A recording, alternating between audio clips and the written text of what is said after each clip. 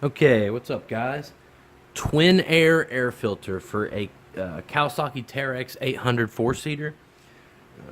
K&N makes an air filter for those things. Not a lot of other air filter companies do. I assume it's because they need a specific cage. Let's see what we get with this one.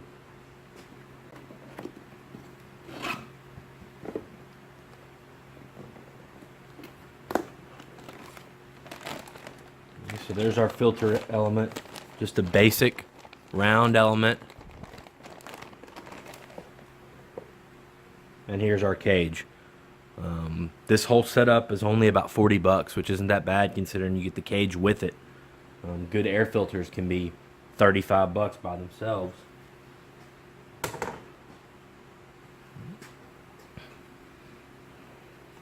A little promotional manual here. All their products.